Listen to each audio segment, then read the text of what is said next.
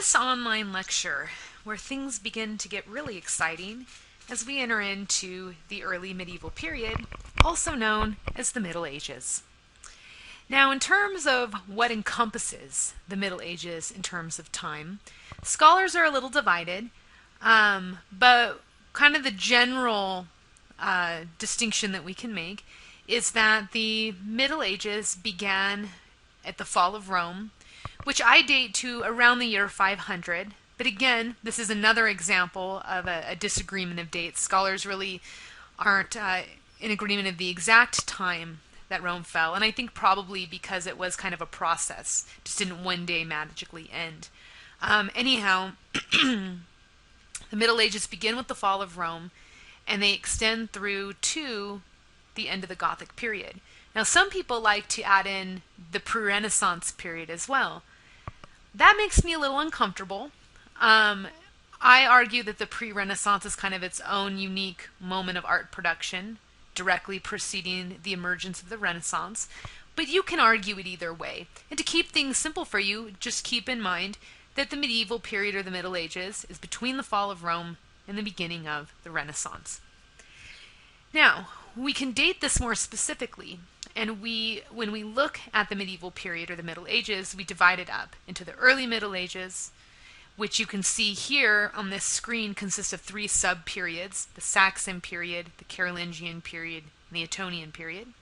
You will have the Middle Ages, which is the Romanesque period, and then we have the late Middle Ages, with it's the Gothic period, and some people, I am not one of those people, would argue would also include the pre-Renaissance. Now, this lecture is covering just the Saxon period. There are separate online lectures for the Carolingian period and the Ettonian period. Now, before we talk about the specifics of the Saxon period, I want to provide you a little bit of context to explain the period designation that you see here on this screen, Saxon. Because as you can see, it's different than what you're going to find in your book. Now, we know from our studies, when you're looking at Rome, that Rome was huge, okay? Giant empire. It was so large that it was really hard for the emperor to adequately oversee all of the empire. And so what happened was in the late empire period, Constantine splits Rome in half. And you have the western region of Rome, the capital city is Rome. You have the eastern region of Rome, the capital city is Constantinople, which is named after Constantine. Now, we know that when Rome falls, what is formerly the eastern region of Rome, you have the Byzantine Empire. It's a very strong, very powerful, very wealthy empire. There's a very different situation that happens in what is formerly the western region of Rome, which is why we study these separately. In what is formerly the western region of Rome, we don't have consolidated power in the form of an emperorship. But instead you have this sort of coexistence of these really diverse cultural groups. Now what happened was, as Rome was falling and weakening, these cultural groups started to realize that Rome was weakening, and they began to kind of come down from the upper areas of Europe to try to gain a foothold of power in this empire that was declining. And many scholars argue that this is one of many reasons why Rome fell, is because of this kind of continuing invasion by these other cultures. Once Rome does fall, we don't really see any one cultural group really gaining a foothold in terms of power, or really kind of like dominating this region of Europe. Instead, as I said, it's just a commingling of cultural groups. Now, we know from this class that political power, particularly centralized, institutionalized political power, is very important for the commissioning of large-scale works, particularly of architecture. So we're not going to really be seeing a lot of that in the Saxon period because we don't have that type of political situation here. Instead, what we tend to find in the Saxon period, and these is indicative of the examples I'm going to be showing you, is more small-scale works of art that are used to convey status, not always, but usually. And these were primarily found in grave sites, and then they were also works of art that were used in churches. So it's a very diverse range of artwork produced by diverse groups of people. But I will say this, the one thing that does unify these diverse groups of people is that within these groups, the people in increasing numbers are converting to Christianity. So we are looking at art that is dominated by Christianity as its context throughout the entire Middle Ages, and this is inclusive of the early Middle Ages as well. Now let's talk about the period designations. So as you can see here, I have the Saxon period. This is a period that I actually made up. It's kind of like an umbrella period. And the reason why is this. I'm doing this mainly to make things easier for you, because there is a lot of detail and complexity in how we sort of culturally organize art production in this, these early years of the Middle Ages. It's a coexistence of cultural groups, so you see art that's made by all these different people. And while we should certainly, be looking at the specific cultural groups and associating them with the artwork, that can be a little bit overwhelming and complicated for someone who's just starting to study art history. I will sleep perfectly fine in my bed tonight, knowing that you know the Saxon period. I don't think that this will undermine your understanding of the art that is produced during this time. So it's just kind of a blanket designation, and within that encompasses art produced by the Anglo-Saxons, the Hiberno-Saxons, the Celts. It's all thrown in there. So it's different from what you're going to find in your book, and it's different from what you're going to find in scholarly sources, but you will thank me for this when you're studying for your final exam.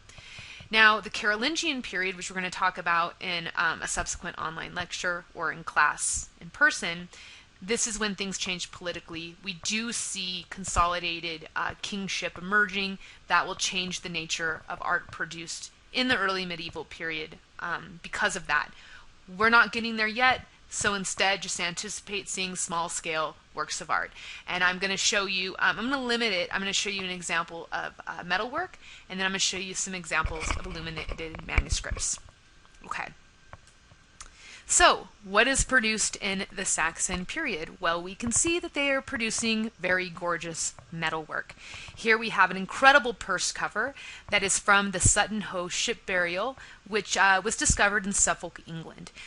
This ship burial, okay, looks like it should be Who, but it's Ho, that's how it's pronounced, was discovered in 1939, and it's considered by archaeologists to be probably the most important archaeological discovery of Britain, one of the most. It yielded all sorts of incredible objects. It helped to further our understanding of the early medieval period.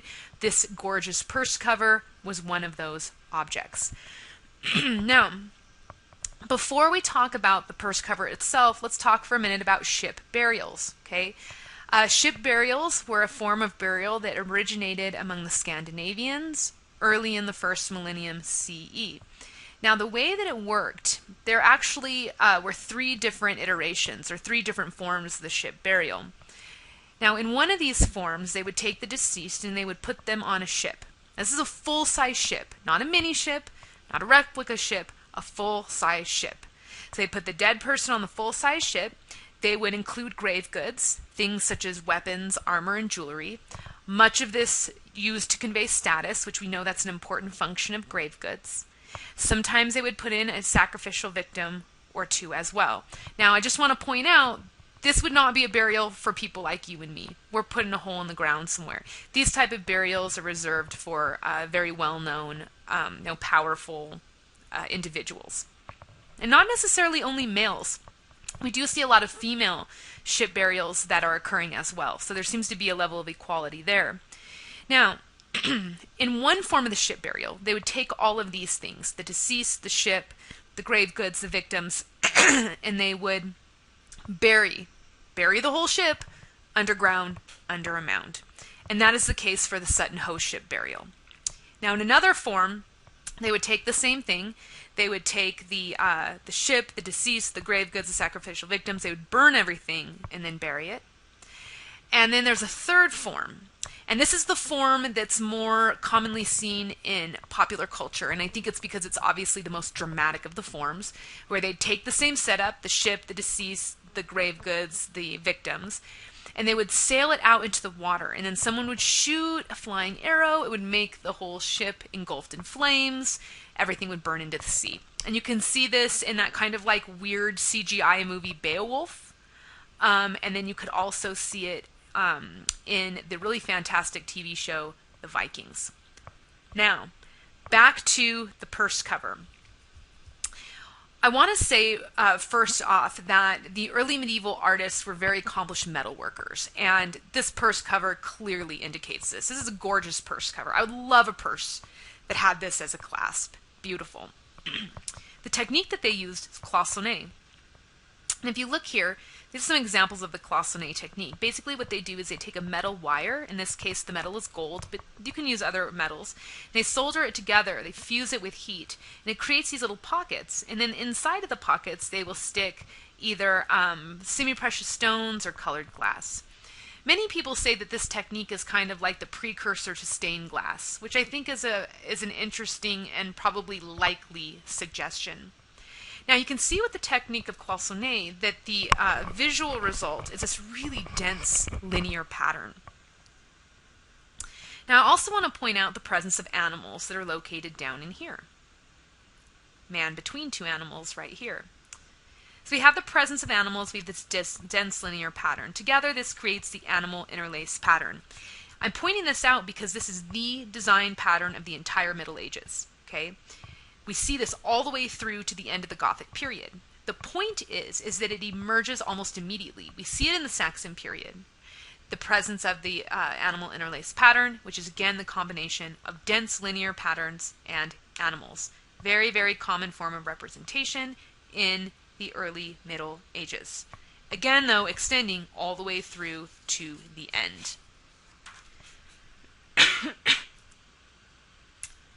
All right, let's move on to the Illuminated Manuscript. Now, we're already familiar with this idea of the Illuminated Manuscript because I initially introduced this to you when we were studying Islamic art. Illuminated manuscripts are a highly typical form of art in the Middle Ages, and this is again throughout the entirety of the Middle Ages, the early, the middle, and the late. Now remember that illuminated refers to the fact that you have books that are embellished. This embellishment is primarily in the form of painted imagery, and this embellishment is going to become more complex and more extensive as we move on throughout the years. I do not intend to hate on this work of art, but this isn't a work of art that's exactly like amazing. Okay, you can't really study Hellenistic Greek sculpture and then look at this and not feel overwhelmed. This is a pretty whatever work of art. I would not say that this is complex by any means. Now, of course, to sort of help out the situation here, this is one of the earliest surviving examples of the manuscripts. This is an early example. It's very simple. It's very plain. It's pretty straightforward, and this is typical. And what we see is that it's a full page with a single representation, in this case, this guy right here, right, who wears this kind of like lump of a cloak that doesn't really define the form of the body at all, with just like a head kind of coming out, no neck, weird feet that just kind of come off to the side, single representation surrounded by a border with complex linear patterns. You have another example in your book where instead of a man, it's a symbol of a lion. This is highly typical. And again, we can kind of link this design to something similar to the animal interlace pattern. We don't necessarily have animals here, but the dense linear embellishment, as we know, highly typical. Now this depiction is of a man. This is not any old man. This is St. Matthew. Iconographically, he's represented by a man. This is his symbol that is used to identify him in artwork. This page is placed directly before the gospel that he has written. Now, the function of these books, okay, there's a multitude of functions, okay. First, it is to convey the content of the text to illiterate people, because remember, hardly anyone at this time was able to read.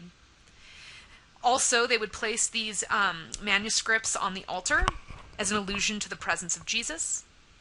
Also, these books were rare and highly valued treasures. And this might seem kind of weird to us because books are everywhere. But back then, books were so rare that it was actually a big deal to be able to look at this in person. People would come, they'd want to see and look at the amazing books. I don't know if they would think this was amazing, this sort of lumpy man, but maybe. But they would come, they would look at these books, and it would evoke awe. And then this could be an opportunity for the priest to say, oh, do you know about Christianity? And if not, these actually, in many cases, would then sort of be tools of conversion, something to encourage people to come in and then encourage them to stay and convert to Christianity. Let's look at another example. This one, this is a beautiful one. Okay, this is an example of a more complex approach to our previous example. This page comes out of the Book of Kells, which is easily the most famous illuminated manuscript, perhaps from the entire Middle Ages, but certainly for the early Middle Ages. It was written and decorated in Southern Ireland, and it was probably made for display on a church altar. Now, this particular page is called an initial page, and what that means is that the design focus are letters, initials. And one thing that I'd like to mention is that this is actually very unique to embellish a manuscript using letters. We have no precedents for this in art. So this is something that is unique to the early medieval period, devised at this time, but it will remain popular in hundreds of years following after. Now, the initials here, these are Greek initials for Christ. Now, written below, we can't see it in this image, but written below is the quote, "Now the birth of Jesus the Messiah took place in this way." This page corresponds to the opening of Matthew's Gospel, particularly Matthew 1:18, the passage that was read in church on Christmas Day. Now, what we see in terms of artistic embellishment is we see these kind of fancy letters. And there's this very intricate design, all of this dense linear patterning that is typical of the early medieval period. Unfortunately, this is hard to detect in this image, but I suggest you to go into Google Images to look at high-res details of this. It's so beautiful and it's amazing in how detailed and intricate it is. It's really almost mind-blowing that someone's actually able to achieve that level of minute intricacy by hand. It's quite compelling. Now, in terms of animal interlace, we do have the presence of animals. Here's an example down in here.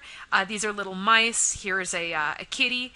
The mice in between them have a disc, like a circle, and it's interpreted to be the wafer that's part of the religious ritual known as the Eucharist, where people eat this wafer and symbolically or literally, depending on what later people identify with as correct, is the body of Jesus. We also have the head of a man right in here. Perhaps this could be that symbolic reference to Matthew, although no one's really been able to make with certainty that identification. Back to the kitties and the mice, this could be kind of a reference to the sort of fight between good and evil, since kitties and mice are enemies of each other, so to speak. All right, here is one more example, and this is an author portrait. Now, this one is a little bit different in terms of the origin of the imagery. The previous initial page, that's unique. There's no precedence. It's a development that comes out of the medieval period. This is not the case for author portraits. This actually is an influence coming from the Mediterranean area because books were being imported, these Greek and Latin books. Now, inside these Greek and Latin books, they had images of people seated, reading or writing, and this motif is known as a seated philosopher. This is also a very common motif seen in Greek sculpture particularly, and to a lesser extent, sometimes in Rome. Now what they do, the Christian artists, is they take this motif of the seated philosopher, and they turn it into the motif known as the author portrait. The reason why there's two different names is because the philosophers, they are, practicing sort of polytheistic religion. They're looking at philosophical beliefs. With the author portraits, the context is squarely Christianity, right? So what happens is instead of these being philosophers, they're images of people that are in the process of reading, but more often writing the Bible. Now, in this case, it's Matthew. How do we know it's Matthew? Well, like our previous image of Matthew, the placement in the book indicates this because it directly precedes the part of the Bible that Matthew wrote. We see him here, author portrait style, writing that. Now, in case this isn't clear enough, we do have our iconographical symbol. Here's our winged man. Some people argue it's an angel. I think, though, it's the winged man, which is that symbolic representation. And if you still do not have that proof that this is Matthew, we have in Greek as well as Latin, Saint Matthew that is written in. Now, over here, we have a curtain. And this curtain is also indicative of a Greek influence. We see on Greek-based paintings that they would use curtains to establish an indoor scene. So that's a convention that's being replicated here. Now, this guy right here, okay, this guy, first of all, is problematic because he's just this kind of like disembodied head floating behind a curtain. There's no legs or anything like this. Some people say it could be Moses. Other people question that identification, but really have not been able to offer a likely alternative as to who the presence of this figure is. So we really are not sure.